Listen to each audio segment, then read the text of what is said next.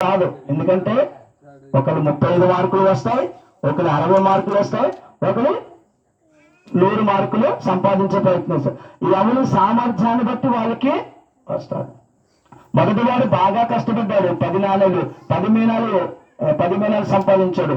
రెండోవాడు తన సామర్థ్యాన్ని బట్టి కష్టపడ్డాడు, 5 మీనాలు సంపాదించాడు. మొదటి మీనాకి ఏదైతే ఆయన మెచ్చుకున్నాడో రెండో వాడికి కూడా అతడు నీవును 5 పట్టణల మీద చదవండమ్మా 5 మీనాలు లభించడానికి అతడు నీవును 5 పట్టణాల మీద ఉండమని. మొట్టమొదటి వాడికి ఎన్ని పట్టణాలంట? 10 పట్టణాలు. ఇచ్చిన ఒక మీనాలు 10 మీనాలు సంపాదించాడు కనుక 10 పట్టణాల మీద ఇచ్చిన ఒక మీనా అంటే 50 రూపాయలు. కింద రాసి చూడండి, పుట్టినట్లో మీనానగా 50 రూపాయలు. ఇచ్చిన 50 రూపాయలు ఏం చేశాడంట?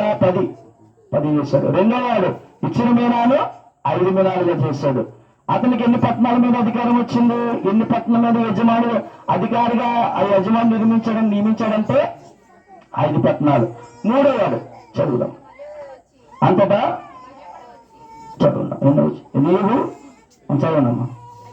అయ్యా ఇదిగో నీ మీనా, నీ పెట్టని దానిని, పెట్టినవాడు కదమ్మా, పెట్టని దానిని ఎత్తుకుని వారును వెత్తని దానిని కోయవారు నేను కఠినుడు గనుక నీకు భయపడి దీనిని రుమాలకు కట్టి ఉంచుతానని చెప్పాను. ఇప్పుడు ఇద్దరు చక్కగా ఇచ్చిన దాన్ని వృద్ధి చేసుకున్నారు, ఇచ్చిన దాంట్లో నమ్మకంగా ఉన్నారు. ఇచ్చింది కొద్దిగా కానీ దాన్ని వచ్చేటప్పటికి ఎక్కువ చేశారు. వాళ్ళు కష్టపడ్డారు, వాళ్ళు దేవుడు యజమాని అప్పగించిన దానిలో నమ్మకంగా ఉన్నారు. దేవుడు మనకి ఏది ఇచ్చినా మనం ఎలా ఉండాలంట? నమ్మకంగా ఉండాలి. దీన్ని బట్టి మనం నేర్చుకోవాలి. దేవుడు మన సామర్థ్యాన్ని బట్టి మనకి ఇచ్చిన దాంట్లో దేవుడు మన సామర్థ్యాన్ని బట్టి మనకి ఏదైనా ఇచ్చినప్పుడు ఇచ్చిన దాన్ని మనం ఏం చేసుకోవాలి? వృద్ధి చేసుకోవాలి. వాళ్ళు అంత సంపాదించారు కాదు, కానీ దేవుడు మన సామర్థ్యాన్ని బట్టి మనము ఉన్న దాంట్లో ఏం చేసుకోవాలి? తృప్తిగా ఉండాలి. ఉన్నదాన్ని ఏం చేసుకోవాలి? ఆ మీనాలు 5 మీనాలు 10 మీనాలు, ఒక మీనాలు 10 మీనాలు చేశాడు, ఒక మీనాలు 5 మీనాలు చేశాడు. దేవుడు మనకి ఇచ్చిన దాన్ని మనం కష్టపడితే మనం కూడా వృద్ధి చేసుకోవడం ఉంటుంది, చేసుకోవచ్చు. కానీ మూడవవాడు ఏం చేశాడంట? ఇచ్చిన మీనాను దాచిపెట్టి. అయ్యా ఏమంటున్నాడమ్మా చదవండి. అయ్యా ఇదిగో నీ మీనా, నీవు పెట్టని దానిని ఎత్తుకుని వాడు, నువ్వు విత్తని దాన్ని కోయవాడు నైనా కఠినుడు కనుక నీకు భయపడి దీనిని రుమాలు కట్టి ఉంచుతునని చెప్పాను. అందుకు అతడు చెడ్డదాసుడా ఏమన్నాడమ్మా? మొట్టమొదటి ఇద్దరికి ఏమొచ్చింది? బలా మంచి నమ్మకమైన దాసుడా. మూడోడికి ఏమొచ్చింది? ఆ మీనాను ఏం చేసాడు? మీనాను రుమాలు కట్టి దాచిపెట్టడమే పెద్ద తప్పు. దాంట్లో వాడు నిర్లక్ష్యంగా ఉన్నాడు, వాడు కష్టపడలేదు. ఆ మీనాను వాడి దగ్గరే ఉంచుకున్నాడు, కానీ ఎవరికైనా కష్టపడేవాడు ఎవరికైనా ఇచ్చాడా? ఇవ్వలేదు. తన దగ్గరే పెట్టుకుని ఏం చేశాడంట? రుమాలు కట్టి ఉంచుకున్నాడు. ఏమన్నాడు అప్పుడు దేవుడు? అందుకతడు చెడ్డదాసుడా, నీ నోటి మాటను బట్టి నీకు తీర్పు తీర్చుదును. నేను పెట్టని దాన్ని ఎత్తువాడును, విత్తని దాన్ని కోయవాడని కట్టినవని నీకు తెలుసుండగా నీవెందుకు నా సొమ్ము సాహుకారుల వద్ద ఉంచలేదు? అట్లు చేసి వల్ల నేను వచ్చి వడ్డీతో దాన్ని తీసుకుందనే అని వాటితో చెప్పి వీని యొద్ద నుండి ఆ మీనా తీసివేసి 10 మీనాలు గలవానికి వీడని దగ్గర నిలిచిన వారితో చెప్పాను. ఆ ఒక్క మీనా తీసుకుని 10 మీనాలు గలవానికి ఇచ్చేశారు. ఎందుకంటే వీడు సోమరుడైన చెడ్డదాసుడు. వీడికి ఇచ్చిన దాన్ని వాడు ఉపయోగించుకుంటూ రాడు. వీడికి ఇచ్చిన దానిలో వాడు కష్టపడి దాన్ని వృద్ధి చేసుకునే ఆలోచన వీడికి లేకపోగా ఏమన్నాడు? పెట్టని దాన్ని ఎత్తువాడును, విత్తన దాన్ని కోయవాడిని కట్టినవాడు అని చెప్పి ఆ యజమానికి తిరుగుబాటు చేస్తున్నాడు. దేవుని చేత యజమానితో చీవాట్లు కూడా తిన్నట్లుగా చూస్తాం. 26వ వచనం చదువుదామమ్మా. అందుకు అతడు కలిగిన ప్రతి వానికి ఇవ్వబడును, లేని వాని వద్ద నుండి వానికి కలిగిన వాడు ఎవరంట? మీనాలు 10 మీనాలు చేసిన వాడు కలిగిన వాడు. లేనివాడు ఎవడు? ఇచ్చిన వాడిని వృద్ధి చేసుకోకుండా అలాగే పెట్టి రుమాలు పెట్టి కప్పెట్టిన వాడు లేనివాడు. వీడి దగ్గర మీనాలు తీసుకుని 10 మీనాలు సంపాదించిన వారికి ఇచ్చినట్టుగా పరిశుద్ధ లేఖనము చదివిస్తుంది. అందుకు అతడు కలిగిన ప్రతి వానికి ఇవ్వబడును, లేని వాని వద్ద నుండి వానికి కలిగినది తీసివేయబడని మీతో చెప్పుచున్నారు. అయితే మన జీవితంలో దేవుడు మనకు ఒక్కొక్కరికి ఒక తలంతి ఇస్తూ ఉంటాడు. ఒక్కొక్కరికి తలంపు ఇస్తాడు. కొంతమంది ప్రార్థన బాగా చేస్తారు, కొంతమంది పాటలు పాడతారు, కొంతమంది ప్రసంగాలు బాగా చేస్తారు. ఒక్కొక్కరికి ఒక తలంపు. దేవుడు పనికిరాని వస్తువులు ఏమీ చేయలేదు, దేవుడు పనికిరాని పాత్రలు ఏమీ చేయలేదు. ఒక్కొక్కరు పాటలు బాగా పాడతారు, వాళ్ళు వేరే వేరే. ఒక్కొక్కరు ప్రార్థన బాగా చేస్తారు, అవి తలాంతులు. అవి తలాంతులు ఏం చేయాలంటే మనం అట్టే పెట్టుకోకూడదు. ఏం చేయాలంటే అభివృద్ధి పరచుకోవాలి. మనకి ఇచ్చే పాటలు పాడుతున్నా దేవుని స్తుతించడానికి మనం ఇంకేం చేయాలి? ప్రతిరోజు సాధన చేస్తూ ఉండాలి. మనం అంతే తప్ప మనం ఆ పాటలు పాడుతూ వచ్చి కదా ఎక్కడెక్కడో పాడుకుని దేవుని సన్నిధిలో పాడకుండా అది వృద్ధి చేసుకోకుండా ఉంటే ఏమవుతుంది? ఎవరైతే ఉత్సాహంగా ఉండాలో దేవుడికి నీకు ఇచ్చిన తలాంతులు వాళ్ళకి ఇస్తారు. నీ దగ్గర ఉన్న తలాంతం ఏమైపోద్ది? ఒకరోజు దేవుడు లెక్కలుతాడు. నువ్వు బాగా ప్రార్థన చేసి ఆలోచన, నీకు ప్రార్థన చేసే తలంతు నీకు ఇచ్చాను, బాగా పాటలు పాడే తలంతు నీకు ఇచ్చాను, బాగా వాక్యం చెప్పే తలంతు నీకు ఇచ్చాను, కానీ నువ్వు వాటిని నువ్వు వృద్ధి చేసుకోలేదు.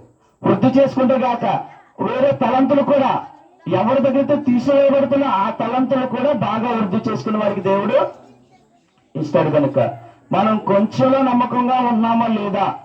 కొంచెంలో నమ్మకున్నారు కనుక 10 పట్టణాల మీద అధికారిగా దేవుడిని ఇచ్చాడు. మనం దేవుడికి మనకిచ్చిన ఈ కొద్ది జీవితంలో మనం నమ్మకంగా ఉన్నామా లేదా? మనకు 60-90 సంవత్సరాలు ఇచ్చే జీవితాలు, ఒక 40 సంవత్సరాలు, ఒక 50 సంవత్సరాలు మన జీవితాలు దేవునికి ఎంత నమ్మకంగా ఉన్నాం ఒకసారి మనము పరిశీలన చేసుకోవాలి. దేవుడు ఇంతకాలం మనకు అవకాశం ఇచ్చాడు, ఈ లోకంలో ఎన్నో తలంతులు ఇచ్చాడు, మన కుటుంబాలు అనేక మంది మేలులు చేశాడు. మనం ఎంత నమ్మకంగా ఉన్నాం అనేది ఒకసారి పరిశీలన చేసుకోవాలి. మనం ఎంత నమ్మకంగా దేవుడు వెళ్ళాడు. ఆయన యజమాని ఎలాగ రాజ్యం, ఒక యాజకుమారుడు ఏ విధంగా రాజ్యాన్ని సంపాదించడానికి వెళ్ళాడు, వెళ్ళిన వాడు రాజ్యాన్ని సంపాదించి తిరిగి వచ్చినట్లుగా లేఖనము సెలవిస్తుంది. అలాగే మన రాజులకు రాజు, ఆ దేవాది దేవుని కుమారుడు యేసుక్రీస్తు వారు కూడా ఈ లోకానికి వచ్చాడు. వచ్చేం చేశాడంట? మనందరి కొరకు మనందరి పాపాల కొరకు సిలువలో చనిపోయాడు. మనందరి కొరకు ఆయన సిలువలో రక్తాన్ని కార్చాడు. మనందరి రోగాలు వ్యసనాలు ఆయన భరించాడు. మనందరి నిందలు అవమానాలు ఆయన భరించాడు. మనందరి వరకు చనిపోయి 3వ దిన తిరిగి లేచి పరలోక రాజ్యానికి వెళ్తున్నా, అక్కడి నుంచి వచ్చానని చెప్పి మరలా అక్కడికే వెళ్ళాడు. వెళ్ళిన ఆయన ఉంటాడు అక్కడ. ఈ రాజకుమారుడు ఏ విధంగా సంపాదించుకుని రాజ్యాన్ని వచ్చాడో ఈ రాజులకు రాజు కూడా రాబోతున్నాడు. ఈ రాజులకు రాజు కూడా రాబోతున్నాడు.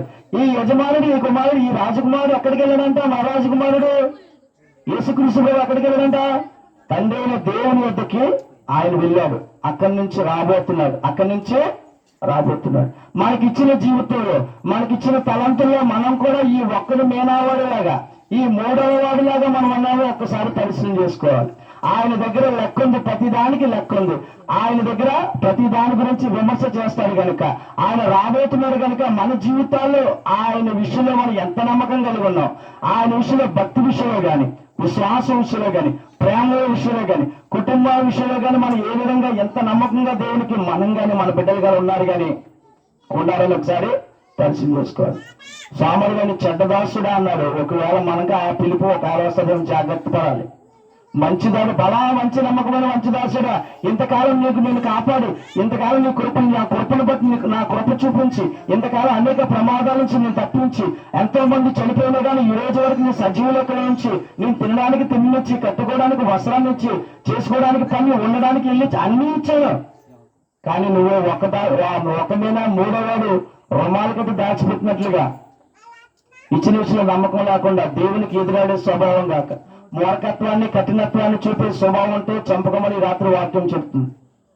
బలా నమ్మకమైన దాసుడు అనిపించుకోవాలంటే దేవుని కొరకు బ్రతకాలి. బలా నమ్మకమైన దాసుడు అనిపించుకోవాలంటే మన కొరకు చనిపోయిన దేవుడు నన్ను 30 సంవత్సరాలు, 40 సంవత్సరాలు, 20 సంవత్సరాలు కాచి కాపాడాడు.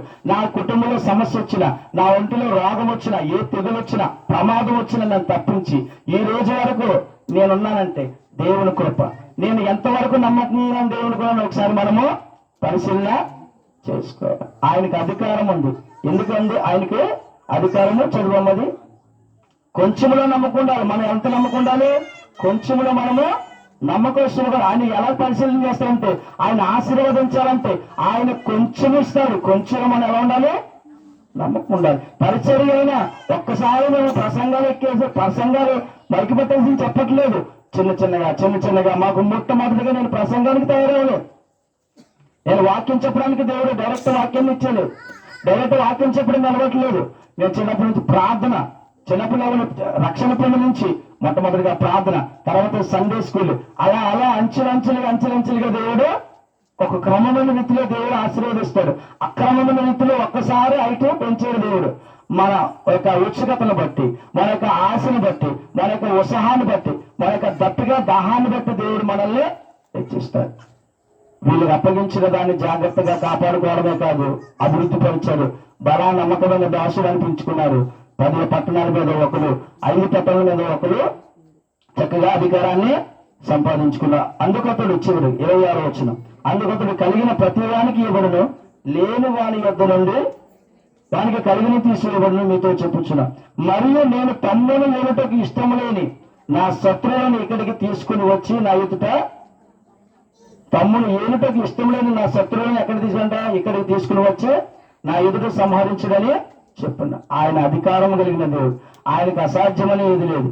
ఆయన సార్వభౌమాధికారం కలిగిన దేవుడు, ఆయన సార్వభౌమాధికారం కలిగిన దేవుడు. చూసుకుంటే సార్వభౌమాధికారం అంటే ఆయన సమస్తాన్ని తన నియంత్రణలో ఉంచుకున్నాడు. భూమిని గాని, ఆకాశముని గాని, సూర్యచంద్ర నక్షత్రాలు అన్నిటినీ ఆయన కలుగు చేశాడు. వాటన్నిటిని ఆయన ఆధీనంలో ఉంచుకున్నాడు. సార్వభౌమం అంటే సమస్తం ఆయన నియంత్రణ చేసుకున్నాడు. రెండవది, దేవుడు జీవము కలిగిన దేవుడు, మరియు ఆయన శాశ్వతంగా ఉంటాడు. కొంతమంది అధికారం ఎక్కారనుకో 5 సంవత్సరాలు, సంఘంలోకి 5 సంవత్సరాలు, ఏదైనా పదవైనా 5 సంవత్సరాలు, ఏదైనా ఒక బాగా నచ్చితే ఇంకొక 5 సంవత్సరాలు, 10 సంవత్సరాలు. ఆ 10 సంవత్సరాలు కన్నా తర్వాత ఒక వ్యక్తి చనిపోతే ఇంకా పదవి అధికారం పోయినట్టే. కానీ ఆయన దేవుడు అలాంటి వాడు కాదు. ఈయన ఆది అంతము లేనివాడు. ఈయన ఆల్ఫా ఓమేగా, అనగా మొదటివాడు కడపటివాడు. ఆయన మొదటివాడు. ఈయన ఎలాంటి వాడు అంటే భూత భవిష్యత్తు వర్తమాన కాలంలో సర్వాధికారులకు దేవుడు. ఈయన భూతకాలం ఉన్నాడు, జరుగుతున్న వర్తమాన కాలంలో ఉన్నాడు, జరగబోయే భవిష్యత్తు కాలంలో కూడా ఉండే దేవుడు. ఇందుకు ఈయన సర్వాధికారం అంటే ఇహమందు పరమందు ఈయనకి సర్వాధికారము ఇవ్వబడి ఉన్నది. ఈయన ప్రతిదానికి సూర్యచంద్ర నక్షత్రాలు వాటిని నియమించింది కూడా, అది 2 జ్యోతులను కూడా నియమించింది కూడా మన ప్రభువైన ఆదికాండంలో మనము చూడొచ్చు. ఆయన జీవము గలవాడు, ఆయన శాశ్వతంగా ఉంటాడు కనుక ఆయన అధికారం శాశ్వతం అనేది.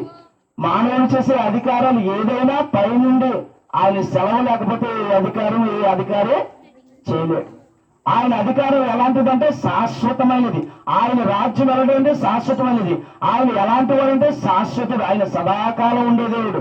కొంతకాలం ఉండి కొంతకాలం కనబడిన దేవుడు కాదు. ఆయన సదాకాలము ఉండే దేవుడు. ఆయన జీవము కలిగిన దేవుడు, తరతరాలు యుగాలు ఉండే దేవుడు కనుక ఆయన ఎటువంటి అధికారం అంట, సార్వభౌమాధికారం కలిగిన దేవుడు. ఆయన ఎటువంటి వేటిపై అధికారం కలిగినాడో చూద్దాం. మత్తయి సువార్త 8వ అధ్యాయము, మత్తయి సువార్త 8వ అధ్యాయం.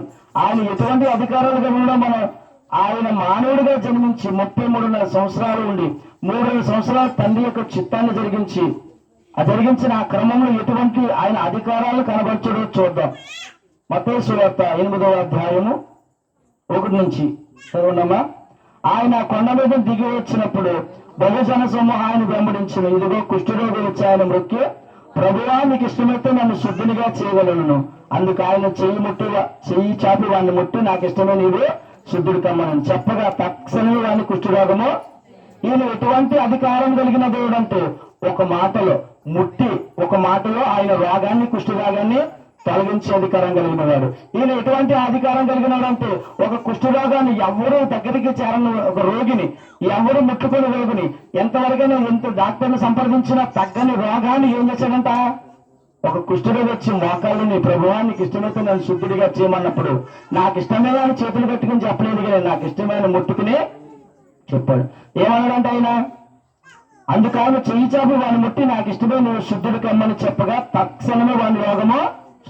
ఈయన ఎటువంటి అధికారం కాదంటే రోగాన్ని తన నోటి మాట ద్వారా శుద్ధీకరించే దేవుడిగా ఉన్నాడు. ఈయన మాటలో అధికారం ఉంది, నువ్వు శుద్ధుడు కావు.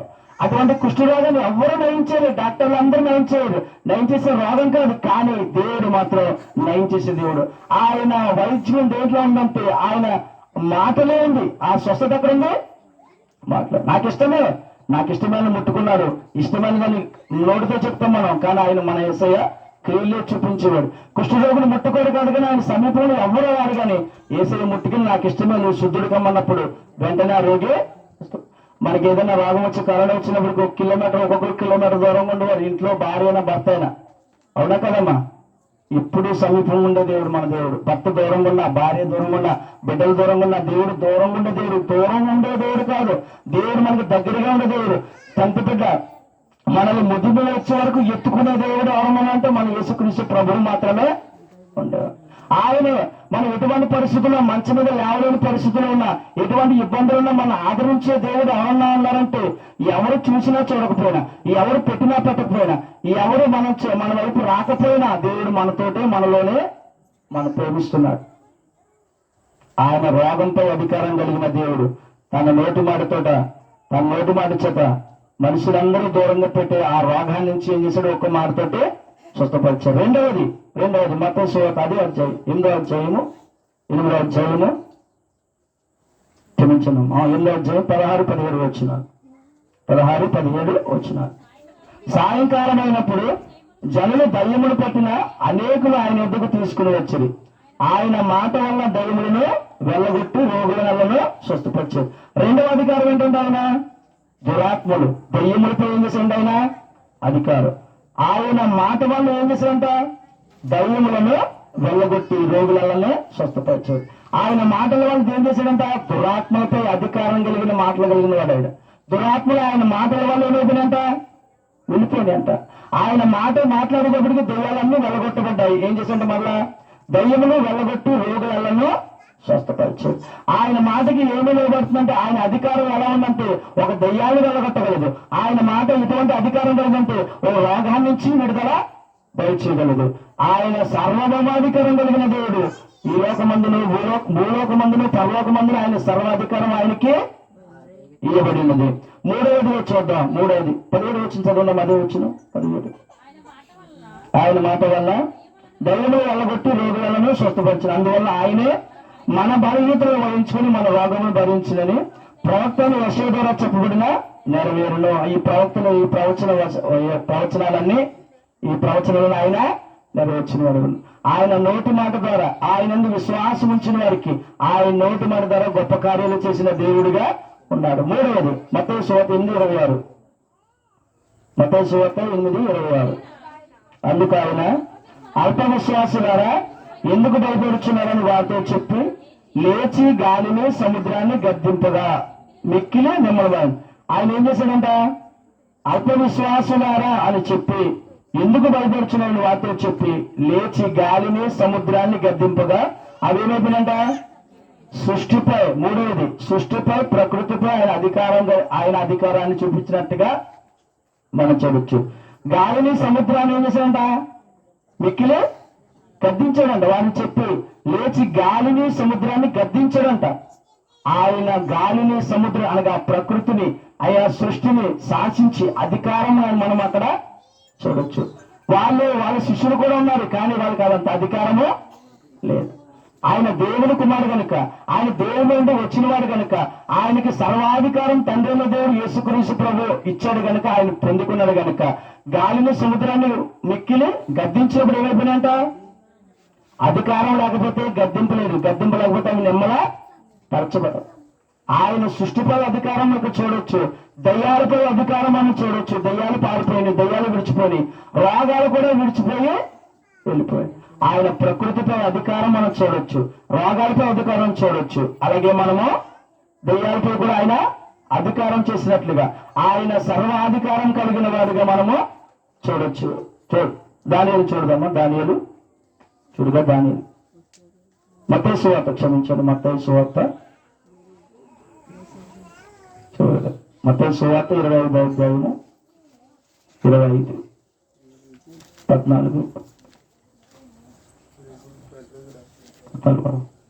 ఇక్కడైతే మనం పరలోక రాజ్యం ఒక మనుషులు దేశాంతరం పోయి తన దాసును పిలిచి తన ఆస్తులు వారికి అప్పగించను. చివరి చదువుదామా? మత్తయి వచ్చిన మత్తయి 28వ అధ్యాయం చదవమ్మా. 28వ అధ్యాయం 18-20 వచ్చిన 28వ అధ్యాయము. అయితే యేసు వారి వద్దకు వచ్చి పరలోకమందును భూమి మీదను నాకు సర్వాధికారము ఇప్పుడు ఎలాంటిదంట. అయితే యేసు ఏం చెప్తాడంట, పరలోకమందును భూమి మీదను నాకు సర్వాధికారము ఇవ్వబడింది. పరలోకమందు గాని భూమి మీద గాని నాకు సర్వాధికారం ఇవ్వబడిందని ఎవరు చెప్తున్నాడంటే ఆయన తన దేవుడు ఏర్పరచుకున్న శిష్యులతో ఈ మాట చెబుతున్నాడు. ఎక్కడ ఇవ్వబడిందంట, పరలోకమందు ఇవ్వబడిందంట, భూలోకం మీద కూడా ఆయనకి సర్వాధికారం అంటే సర్వముపై సమస్తముపై ఆయనకి అధికారము ఇవ్వబడిందిగా ఇక్కడ మనం చూడొచ్చు. చదువు కిందకి. కాబట్టి మీరు వెళ్ళి సమస్త జనులను శిష్యులుగా చేయండి, తండ్రి యొక్కయు కుమారుని యొక్కయు పరిశుద్ధాత్మ యొక్క నామంలోకి వారికి బాప్తిసం ఇచ్చుచు నేను మీకు ఏ సంగతులు ఆజ్ఞాపించుతులో వాటన్నిటినీ గైకొనవలని వారికి బోధించింది. ఇదిగో నేను యుగ సమాప్తి వరకు సదాకాలం మీతో కూడా ఉన్నానని వారితో చెప్పాను. శిష్యులకు అప్పగిస్తున్నాడు. ఏం అప్పగిస్తున్నాడు, మీరు సర్వలోకానికి సువార్త మీరు వెళ్ళండి, మీరు వెళ్ళి ఏం చేయంట, సమస్త జనులను శిష్యులుగా చేయండి, సమస్త జనులు శిష్యులుగా చేయమని ఒక ఆయన అప్పగించినట్లుగా ఆయన సువార్తను ప్రకటించమన్నట్లుగా మనము చూడొచ్చు. ప్రకటించడం అనే కాదు కానీ శిష్యులుగా చేయడం అనేవి కాదు కానీ బాప్తీసం కూడా తండ్రి యొక్కయు కుమారుని యొక్కయు పరిశుద్ధాత్మ యొక్క నామంలో వారికి బాప్తీసం ఇచ్చి నేను మీకు ఏ సంగతులు ఆజ్ఞాపించుతున్నో వాటన్నిటినీ గైకొనవలని వారికి బోధించింది. ఇదిగో నేను యుగ సమాప్తి వరకు సదాకాలము మీతో కూడా మీరు వెళ్ళండి, సువార్తను ప్రకటించండి. తండ్రి యొక్కయు కుమారు ఎవరైతే సువార్తను అంగీకరిస్తారో వారికి తండ్రి యొక్కయు కుమారుని యొక్కయు పరిశుద్ధాత్మ యొక్క నామంలో బాప్తీసాన్ని ఇవ్వమని చెప్తారు. ఈ రోజు ప్రకటించబడుతున్న దేవుని వాక్యము శిష్యులు 12 మంది అవ్వచ్చు, కానీ ఇప్పుడు అనేక మంది అయిపోయారు, అనేక మంది ఏర్పరచారు. ఆయన రాజ్యము ఆయన పరలోక రాజ్యము సమీపించింది. మారు మనసు పొందాలంటే మనం దేవుని వాక్యాన్ని మనము అంగీకరించాలి. ఆయన ఏం చెప్తున్నాడంటే ఆయన ఏం చెప్తున్నాడు, శిష్యులుగా చేయమంటున్నాడు, శిష్యులుగా చేయమంటున్నాడు. మీరు వెళ్ళండి, వెళ్ళి ఏం చేయాలంట, శిష్యులుగా చేయండి, సువార్తను ప్రకటించండి. ఎవరైతే సువార్తను నమ్ముతారో, ఎవరైతే దేవుని వాక్యాన్ని అంగీకరిస్తారో, దేవుడు నా కొరకు సిలువలో చనిపోయాడు నా పాపాల నిమిత్తం ఎవరైతే అంగీకరిస్తారో, సొంత రక్షకుడిగా అంగీకరిస్తారో వాళ్ళు ఏమవుతారంట, రక్షణ పొందడమే కాదు ఆయన శిష్యులుగా చేయబడడానికి ఒక మార్గము తెరవబడుతుంది. మనం సువార్తను విని వెళ్ళిపోయామనుకో, ప్రకటించిన వాడికి ప్రకటించిన వాడు ప్రకటిస్తాడు, కానీ దేవుడు ఒక రోజు మనల్ని విన్న వాళ్ళు లెక్క అడుగుతాడు. ప్రకటించేవాడు సరిగ్గా ప్రకటించకపోయినా, ప్రకటించేవాడు మళ్ళా లోకంలోకి వెళ్ళిపోయినా లెక్క అడుగుతాడు. ప్రకటించిన సువార్తను విన్నవాళ్ళు సరిగా వినకపోయినా, వాడు తలాంతులు అభివృద్ధి చేసుకోకపోయినా, వాడు మారు మనిషి రక్షణ పొందకపోయినా దేవుడు మరలా లెక్క అడుగుతాడు. దేవుడు లెక్క అడిగేవాడు ఉన్నాడు. ఎందుకంటే ఆయన సర్వభౌమాధికారం కలిగిన దేవుడు. ఆయన సమస్తమును సృష్టించాడు. మనకి సమస్తమును సమకూర్చిన తర్వాత మనల్ని సృష్టించాడు. మనకి సమస్తము సమకూర్చిన తర్వాత మనల్ని సృష్టించాడు కనుక మనకి అధికారం, ఆయన గొప్ప అధికారాన్ని చూపించాడు. దేవుని కుమారుడికి లోకానికి వచ్చాడు. ఆయన ఇచ్చిన మేళాలు లెక్క అడిగినట్లుగా మనకిచ్చిన జీవితంలో దేవుడు లెక్క అడుగుతాడు. మనకిచ్చిన బిడ్డల విషయంలో లెక్క అడుగుతాడు. ప్రతిదానికి నేను నీ కొరకు ప్రాణం పెట్టాను, నీ పాపాల నిమిత్తం చనిపోయాను, నీవు ఇంకా లోకానుసారంగానే తిరుగుతున్నావు అని లెక్క అడుగుతాడు. ప్రతి దానికి లెక్క అడుగుతాడు. మనం మాట్లాడిన మాటలకి, మనం చూసిన వాటికి అన్నిటికీ లెక్క అడుగుతాడు. కనుక లెక్క అడిగే దేవుడు చివరిగా యెషయా గ్రంథము చివరిగా క్షమించండి, అపోస్తుల కార్యములు 1 అపోస్తుల కార్యాలు 1 చివరిగా 1 అధ్యాయము 9 నుంచి 11 వచ్చారు. ఈ మాటలు చెప్పి వారు చూచుచుండగా ఆయన ఆరోహణ మాయను. అప్పుడు వారి కన్నులకు కనబడకుండా ఒక మేఘం ఆయనను కొనిపోయాను. ఒకసారమ్మా, ఈ మాటలు చెప్పి వారు చూచుచుండగా ఆయన ఆరోహణ మాయను. రాజకుమారుడు ఏ విధంగా రాజ్యాన్ని సంపాదించడానికి వెళ్ళాడు, అలాగే యేసుక్రీస్తు ప్రభు మానవులందరి కొరకు చనిపోయి రక్షణ ఇచ్చి మనందరి కొరకు ప్రాణం పెట్టి మూడో దినమున తిరిగి లేచి ఎక్కడ నుండి వచ్చాడో అక్కడికి వెళ్ళాడా లేదమ్మా? ఈ మాటలు చెప్పి వారు చూచుచుండగా ఆయన ఆరోహణ. అప్పుడు వారి కన్నులకు కనబడకుండా ఒక మేఘం ఆయనను కొనిపోయింది. మనుష్య కుమారుడు ఈ లోకానికి వచ్చాడు, మానవులందరి పాపాల నిమిత్తం పరిహారంగా చనిపోయాడు. మూడవ దినమున తండ్రి మహిమ ద్వారా లేపబడిన ఆయన ఎక్కడికి వెళ్ళిపోయాడంట?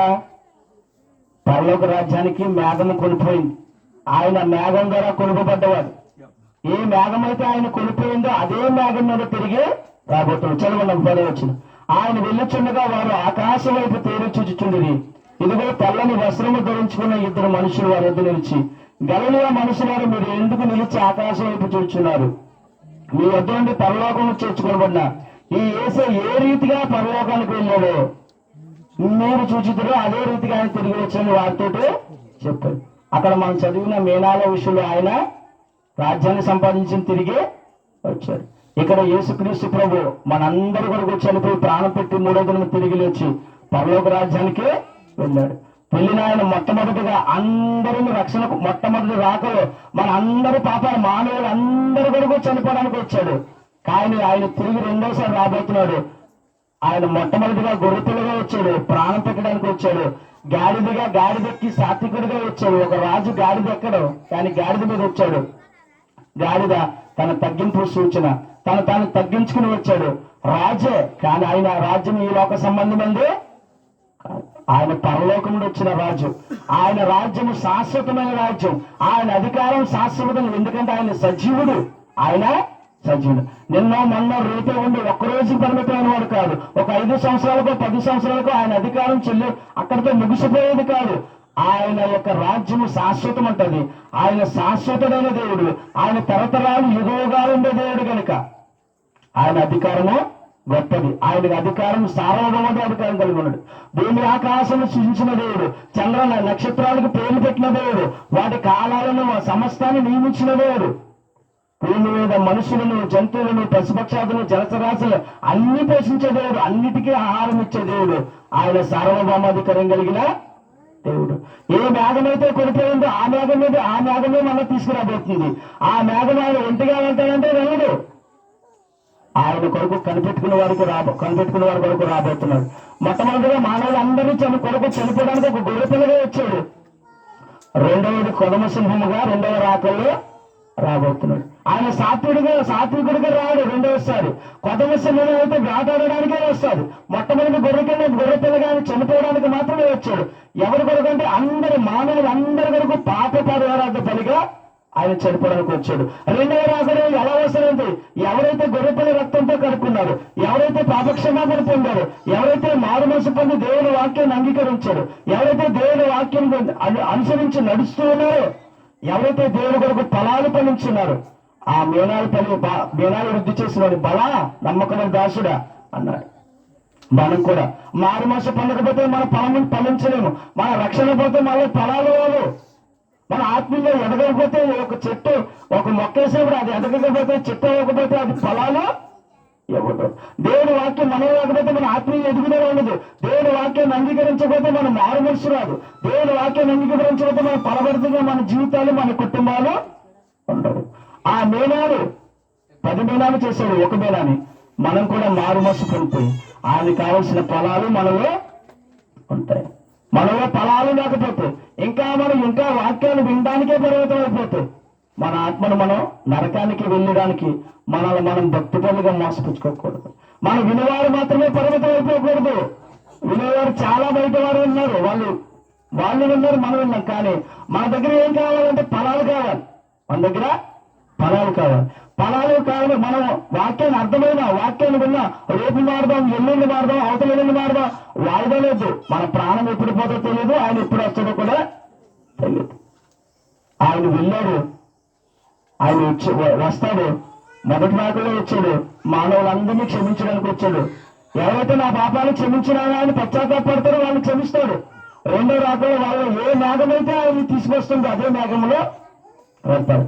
ఈ శరీరంతో మనము ఈ లోకంలో చనిపోయిన శరీరానికి ఆయన మహిమ దేహాన్ని ఇవ్వబోతున్నాడు. నువ్వు చనిపోయినా, దేవుని కొరకు చనిపోయినా, 30 సంవత్సరాలు 20 సంవత్సరాలు దేవుళ్ళు నమ్మకంగా చనిపోతే, విశ్వాసంతో చనిపోతే, ఒక రోజు నేను చనిపోయిన వాడిని లేపుతాడు.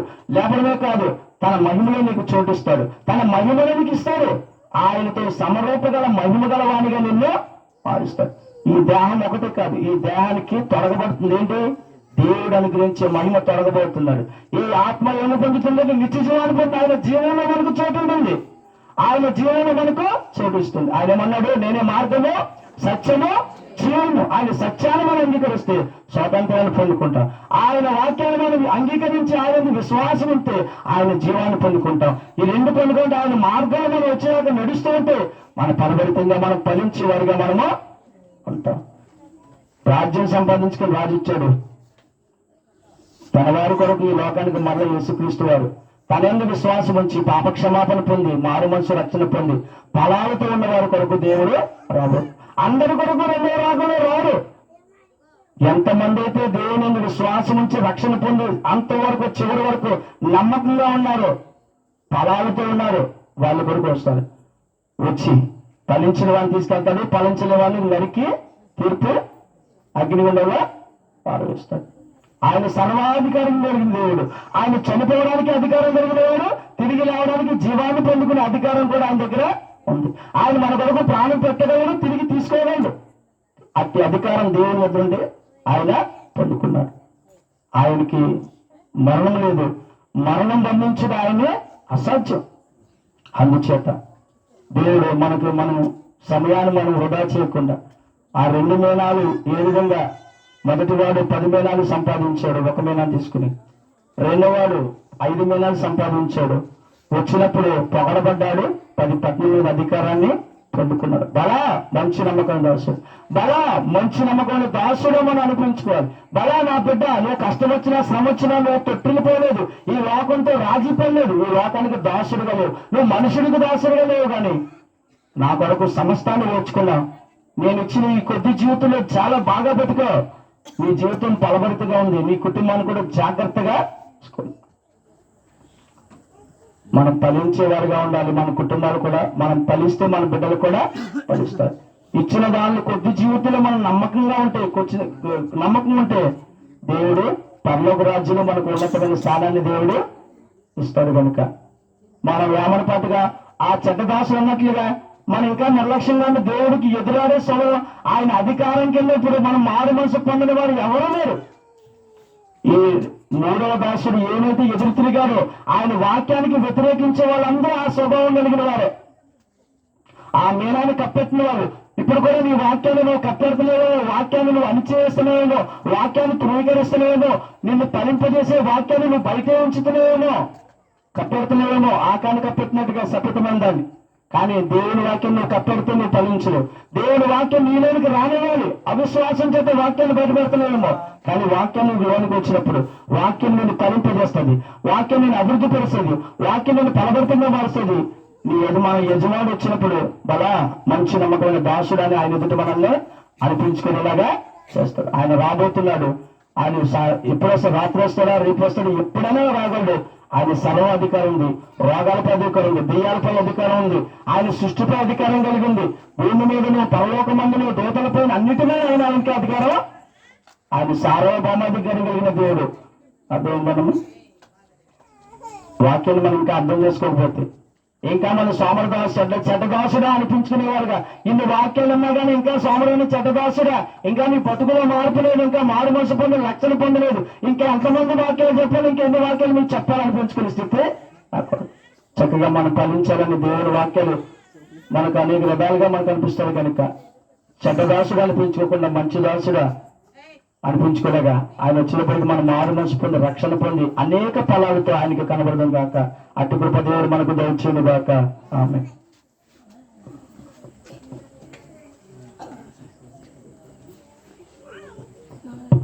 చివరి ప్రార్థనకు అందరు కళ్ళు మూసుకుంది.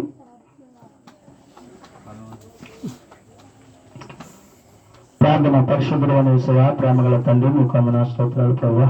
ఇంతవరకు నానే నీ వాక్యం ద్వారా నాతో మాతో అందరితో మాట్లాడినందుకు వందన స్తోత్రాలు. రాజ్యం సంపాదించడానికి వెళ్ళిన రాజకుమారుడు తిరిగి రాజ్యంతో వచ్చినప్పుడు ప్రభువా ఏ విధంగా మీరు అప్పగించిన పని మీరు చెప్పినట్లుగా మేనాలను 1 మేనాన్ని 10 మేనాలు ఒకడు చేశాడు. రెండవ వాడు 1 మేనాను 5 మేనాలు చేశాడు. మూడవ వాడు రుమాలు కట్టిపెట్టి దాన్ని కప్పెట్టాడు. తిరిగి వ్యతిరేకంగా మాట్లాడు. మేము కూడా నీ అధికారాన్ని ధృవీకరించి ఉన్నామేమో. ఇంకా మా ఇష్టాల కొరకు, మా ఆలోచన కొరకు, మా ఈ లోకానుసరమైన బ్రతుకు కొరకు, ఇంకా శరీరానుసరంగా బ్రతకడం కొరకు మా పాపాల వైపు మేము మొగ్గు చూపుతూ ఇంకా నీ అధికారం కింద మేము రాలేకపోతే మమ్మల్ని క్షమించు ప్రభా. మొదటి ఇద్దరు ఏ విధంగా ప్రభా మీ ఇచ్చిన దానిలో నమ్మకంగా ఉన్నారు. మీరు మాకు అనుగ్రహించిన ఈ కొద్దిపాటి జీవితంలో ప్రభా ఇన్ని సంవత్సరాలు మాకు తోడుగా ఉన్నారు నాయన ప్రభు. ఇంతవరకు మాకు అవకాశం ఇచ్చే బ్రతకడానికి చాలా మంది మాకున్న గొప్పవారు, డబ్బున్న, ఐశ్వర్యం ఉన్నవారు అందరూ చనిపోయారు. కానీ మమ్మల్ని ఇంకా బ్రతికించాలంటే మాలో ఇంకా నువ్వు ఆశిస్తున్న ఫలాలు చూడాలని మేము ఫలిస్తామని మీరు మా కొరకు వేచి ఉన్నారు ప్రభా. నీ దీర్ఘశాంతం మా రక్షణార్థమని మనం గ్రహించి ఇంకా నేను కట్టుబెట్టే స్వభావం మాలో ఉండకుండా ప్రభా కూడా వచ్చిన ప్రతి కుటుంబం ఇచ్చిన ఒక మీనాలు 10 మీనాలు చేసినట్లుగా ప్రతి ఒక్కరు వారి జీవితంలో గొప్ప ఫలభరితంగా మార్చబడాలని ప్రార్థన చేస్తున్నాను ఆయన. ఈ కొందనాలు సోమరైన చెడ్డ దాసుడా అని మేము అనిపించుకోకుండా బలా నమ్మకమైన మంచి దాసుడా నేను ఇచ్చిన ఈ జీవితంలో కొద్దిపాటి జీవితంలో నువ్వు గొప్పగా బ్రతకావు, నా కొరకు బ్రతకావు, అనేక మందికి నా గురించి చెప్పావు. నీ కుటుంబం నువ్వు రక్షించుకుంటమే కాదు అనేక మందికి నా సువార్త నువ్వు అందించావు. నువ్వు బ్రతకడమే కాదు అనేక మంది బ్రతకడానికి నువ్వు మంచి పాత్రగా వాడబడ్డావు. మంచి దాసుడా అని చెప్పి అధికారం పొందుకునే కృపగా ఇచ్చాను. వచ్చిన ప్రతి ఒక్క కుటుంబాన్ని ప్రతి ఒక్క బిడ్డని దీవించుతుంది. ఈ రాకల్లో మేమందరం ప్రభా మేఘం యొక్క కృప దయచండి, మహిమను పొందుకునే కృప మా ఆత్మకు దయచండి, నువ్వు ఇచ్చే జీవాన్ని పొందుకునే విశ్వాసం, అమూల్య విశ్వాసం మాకు దయచండి.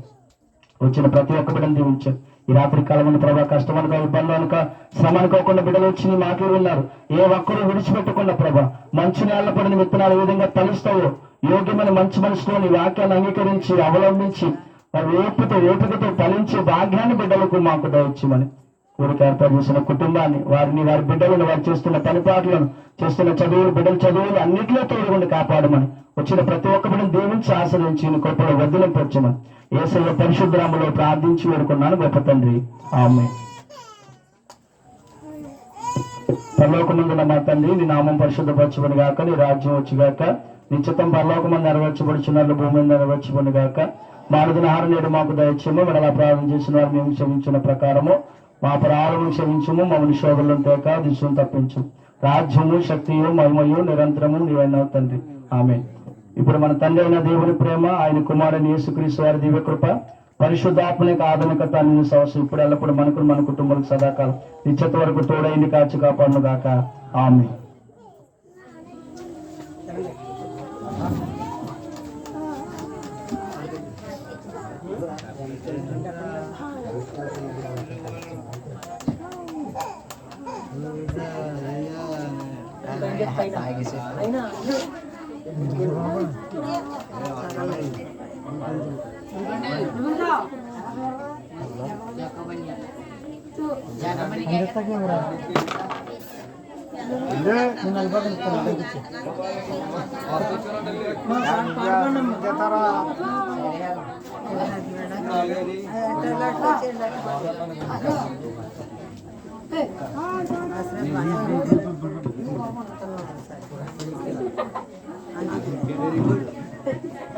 రేపని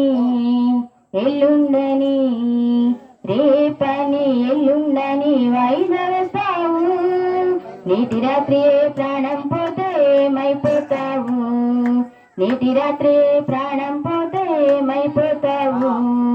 రేపని ఎల్లుండని వైదవస్తావు, నీటి రాత్రి ప్రాణం పోతే ఏమైపోతావు. మారి మనసు పొందవా, ప్రభుని కృపని పొందవా, కరములెత్తి ప్రభుని కొరకు అడుగవేమయ్యా. మారి మనసు పొందవా, ప్రభుని కృపని పొందవా, కరములెత్తి ప్రభుని కొరకు అడుగవేమయ్యా. హృదయ శుద్ధి నంది నాకెంతో మేలయా, నీకెంతో మేలయా. రేపని ఎల్లుండని వైదవస్తావు, నీటి రాత్రి ప్రాణం పోతే ఏమైపోతావు, నీటి రాత్రి ప్రాణం పోతే ఏమైపోతావు. కోట్ల ధనము చాలదు, గుండె బలము చాలదు, మేడ మెందిలెన్ని ఉన్న లాభమేమయా.